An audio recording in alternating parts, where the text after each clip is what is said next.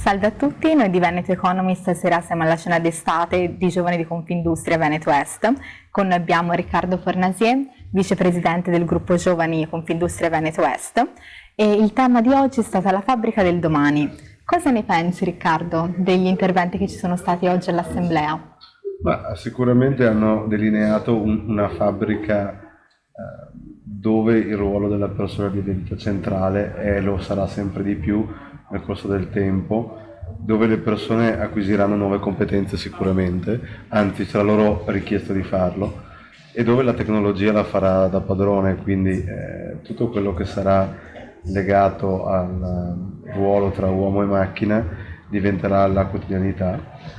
Con la speranza che tutti noi si possa vivere in un contesto migliore, dove assolutamente i talenti e le capacità dei singoli possono andare ad emergere, a portare un contributo fattivo, e dove la presenza, come dire, dell'uomo, oltre a essere meramente legata ad un fattore produttivo, diventi più che altro un fattore distintivo delle aziende, che faranno sì che queste persone si possano esprimere, dare un loro punto di vista, dare una loro opinione anche, perché no, e far sì che questa opinione vada a fattor comune, così da rendere l'azienda più competitiva. Secondo te come si può valorizzare il capitale umano?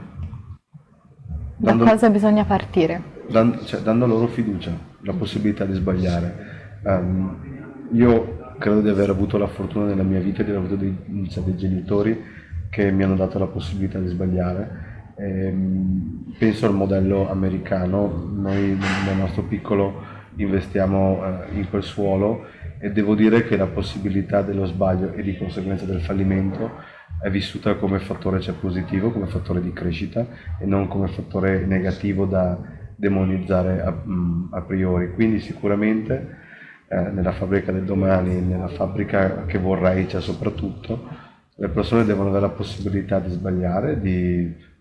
sbagliare anche volutamente, nel senso che pur di portare avanti una propria idea, se razionale, nonostante poi si dimostri non efficace, è giusto portarla avanti, anche se il risultato finale non sarà così, come dire, molto buono. Però sicuramente l'errore in sé, la capacità di poter sbagliare, dare la fiducia alle persone di poter sbagliare e non appena inciampano, è sicuramente un fattore distintivo di chi ha una visione a medio e lungo termine. Bene Riccardo, io ti ringrazio. Grazie. E alla prossima.